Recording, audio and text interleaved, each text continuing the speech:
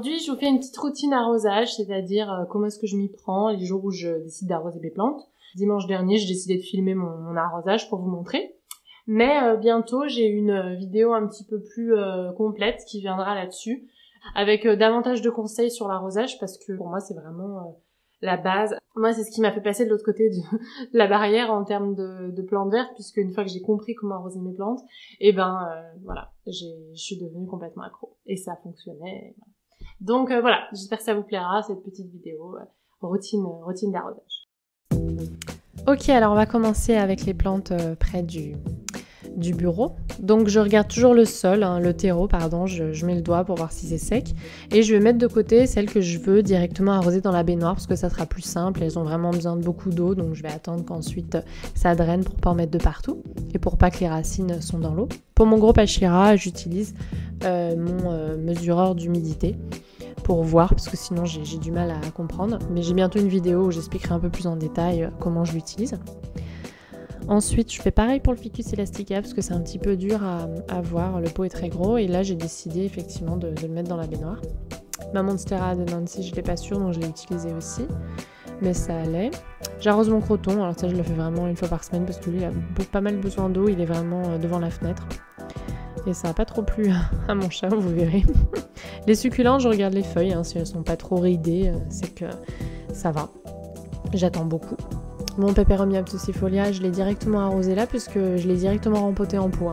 Donc avec des billes d'argile bien sûr pour pas que les racines pourrissent. Pareil pour mon Peperomia pepper spot. Et pour mon Oxalis, je l'arrose bien une fois par semaine parce que comme elle est près de la fenêtre, l'eau s'évapore vachement rapidement, elles ont pas mal besoin d'eau et je veux pas les perdre.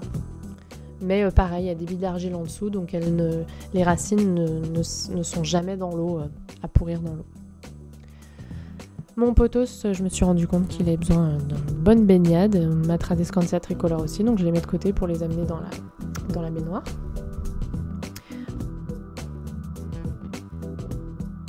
Mon Alocasia zebrina avait besoin d'eau un petit peu, et puis de toute façon il y a des billes d'argile en dessous et le pot n'est pas troué, donc je vais pas en mettre de partout.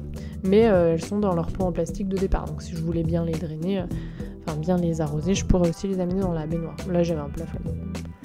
J'ai fait mon autre Tradescantia qui est directement rempoté dans un pot en verre, donc je fais attention de ne pas trop en mettre. Mon petit bébé Tradescantia tricolore qui avait besoin aussi. À chaque fois vous voyez, je touche le terreau.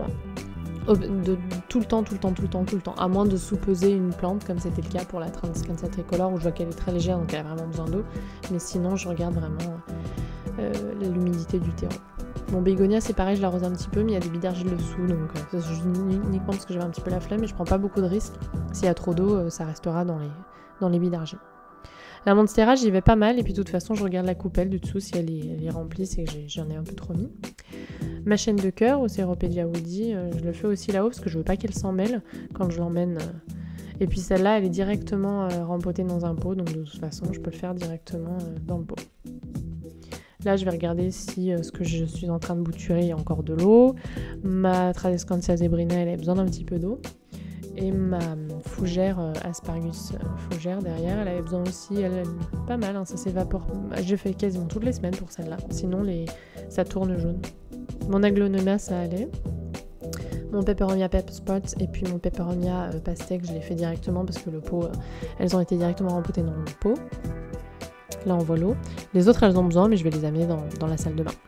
Mon Calathea, j'en mets un petit peu, je sais jamais bien avec celui-là, mais bon, il me fait de nouvelles feuilles. J'en profite pour remettre de l'eau sous la soucoupe pour augmenter l'humidité par évaporation. Ça aussi, je vais en reparler un petit peu plus en détail dans une prochaine vidéo. Et puis là, ça y est, c'est l'heure d'amener toutes celles qui vont prendre une bonne radée dans la salle de bain, enfin dans la baignoire. Donc j'en avais pas mal ce dimanche-là. Je fais ça le dimanche et le mercredi, comme j'ai dit dans mon introduction. Mais voilà, ça dépend des plantes.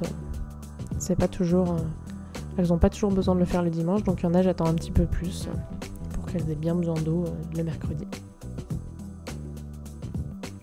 Une fois que tout le monde est dans la salle de bain, donc il y en a que je vais arroser directement dans l'évier avec l'aide de mon arrosoir. J'utilise au maximum de l'eau que j'ai mis la veille à température ambiante du coup. Et puis sinon pour là quand j'ai vraiment beaucoup de choses à faire, j'utilise mon pommeau de douche et puis j'y vais. J'en profite, tout le monde prend une bonne baignade. J'arrose aussi les feuilles parce que là j'ai pas de succulentes dans la salle de bain. Jamais je donne une radée comme ça aux succulentes. Et donc les feuilles vont garder l'humidité, c'est pas mal. Mais j'attends bien que l'eau après se draine pour pas en mettre partout sur mon parquet ou bien pour pas que les plantes retournent dans leur pot, leur cache-pot et soient en train les racines sont en train de rester dans l'eau, ça va les faire pourrir. Donc voilà, je dirais que j'attends une petite demi-heure, 1 heure avant de les remettre ensuite.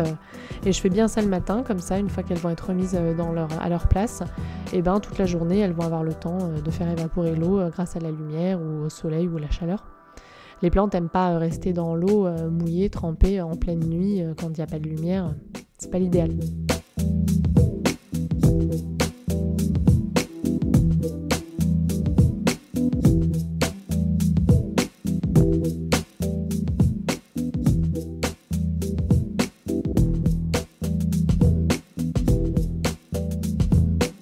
Là finalement j'ai fini. Bon, j'espère que ça vous a plu. Moi j'aime bien regarder que font les gens chez eux, comment ils s'occupent de leurs plantes. Si c'est le cas, n'hésitez pas à mettre un petit pouce en l'air. Et puis sinon, je vous dis à bientôt dans une nouvelle vidéo.